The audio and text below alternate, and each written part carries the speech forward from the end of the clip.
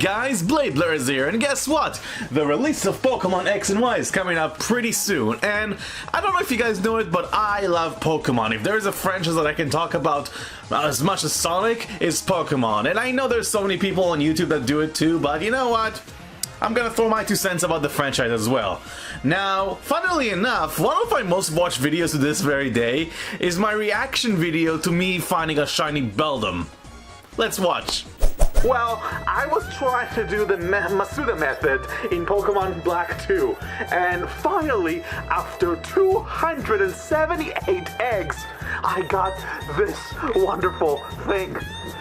My freaking god, it's a shiny Beldum, or Beldu. And look at it now, it's a beautiful silver Metagross with a golden X. And I rated legitimately. Of course, ever since I got other shiny Pokemon, and I was really happy that recently GameStop started carrying the Gen 4 legendaries that are shiny, like Palkia and Dialga. So I really like shiny Pokemon. The prospect about finding those extremely rare colored versions of Pokemon that we know and love all of a sudden out of nowhere without any warning is such a cool concept. And I really thought to myself, what are some of my favorite shiny Pokemon? And then I saw Dookie Shed making the same video, and I was thinking to myself, I don't really want to repeat the same idea of a video too soon, so I decided to do the opposite approach. There's something really annoying that when you find a shiny, that it's not special. Think about it. You find a shiny in about 1 to 8,000, and if the shiny you find is not a good shiny or a cool shiny, it can be really disappointing. So for X and Y, I'm gonna make my top 10 worst shiny Pokemon you can find. Here we go. At number 10 we get Rapidash, and frankly I don't want to put it on the list because I like the idea of the flames becoming blue, you know, cold flame, which makes it look more of a ghost type. But the blue color here is so wan that it kinda loses its appeal to me. I like Ponyta's blue shade because it's far stronger, it makes it look more regal, but with Rapidash it's washed out and I just don't like it as much. At number 9, Gyarados. This is by far my most controversial placement on the list because it's the most iconic shiny of all time. Truth of the matter is that I have no problem with how shiny Gyarados looks like whatsoever. The thing is that it's not special anymore. Yeah, we all got excited when we ran into it the first time in the Lake of Rage in Generation 2 and the remakes in Generation 4, but by now everyone's seen it, everyone has one. Not only that, but imagine for a moment you're running into a shiny wild Gyarados. Yeah, the chance in 1 in 8,000 is used for the Pokemon that's easiest to catch shiny. I have nothing against it whatsoever and I think the red color is really cool, but I hope my reasoning explains the reason why it's on the list. Though, it is pretty low because it does look pretty cool. Sometimes I just don't like the shade of a color. A great example of that is the dark green color that a lot of shiny Pokemon have. Sometimes it can work really well, like with Mach. But on the other hand, Dragonite. Now, for the record, I'm not a big Dragonite fan because when it comes to looking like a dragon, I'm thinking more on the lines of Salamence or Garchomp. But I still like it. I think the orange color makes it look really cool, but the shiny version, it just looked like a flying mucus, dear lord. How is it that Dratini and Dragonite go from purple to bleh? Sorry, I just don't like it. Although Excadrill is one of my favorite Gen 5 Pokemon, I am not a huge fan of its shiny form because I just don't like the color scheme. And is it just me or his whiskers are blue? Yeah, it was really off-putting and I really didn't like the color clashing here. But I have to admit, at least the major color here is their dark red one. Can you imagine what would happen if the opposite happened? Yeah, I'm gonna build it up to a future entry. I have to admit, I really liked Arbok. Until Seviper showed around and it pretty much beat it in every conceivable way. But I do think its design is pretty cool. And yeah, I'm not a huge fan of its shiny form, what a surprise. I don't mind that the body is in a different color, I actually like that shade of yellow, it's the markings that really bother me. I don't know, it just doesn't work really well with the design. And what really bothers me too is his mouth. I don't like the fact that his mouth is blue. It looks like he just took a blue popsicle and just shoved it in his mouth and just and you know, it stayed blue forever. And this only adds to the reason why Arbok is never gonna be a respected Pokemon. Making a legendary Pokemon shiny is a recipe for success. Check out Rayquaza and Kyogre, for example.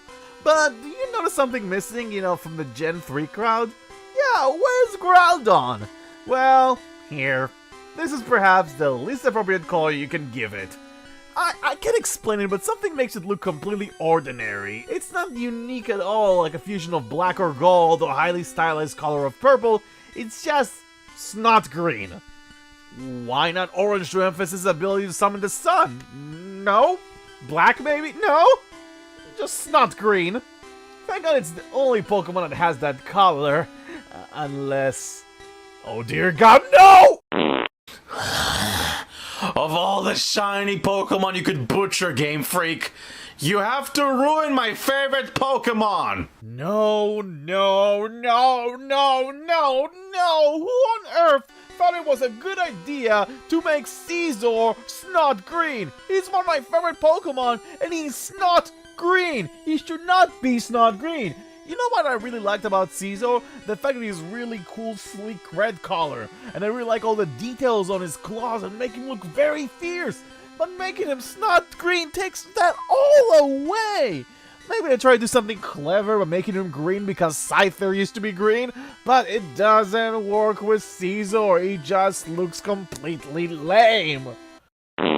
You know what the opposite of shiny Excadrill is? Shiny Starmie. Originally it had a very cool design with the purple body that it had, and the ruby in the middle, which really gave it a unique look, which is all taken away with its shiny form. The way the colors are combined here is just ugly.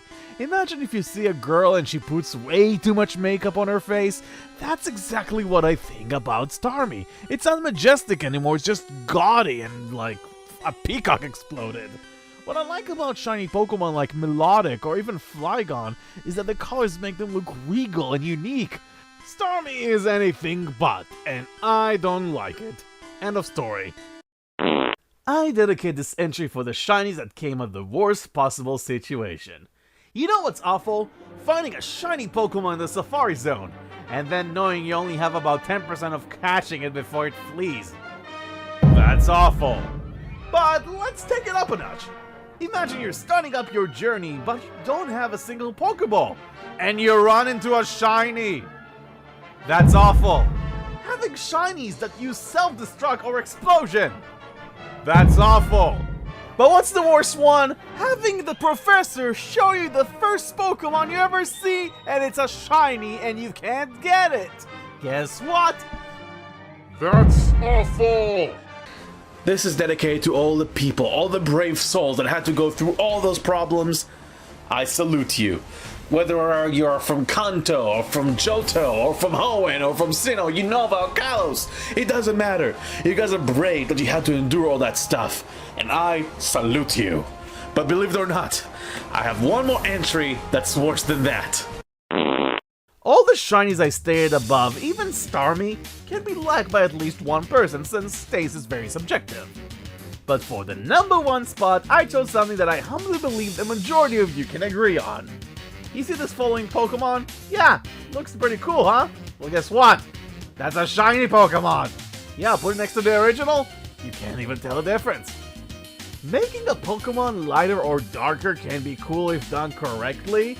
Like with Bladeblurs, for example, I really like the brighter color on the shiny form, but in the majority of it, all it does is show laziness and no caring whatsoever.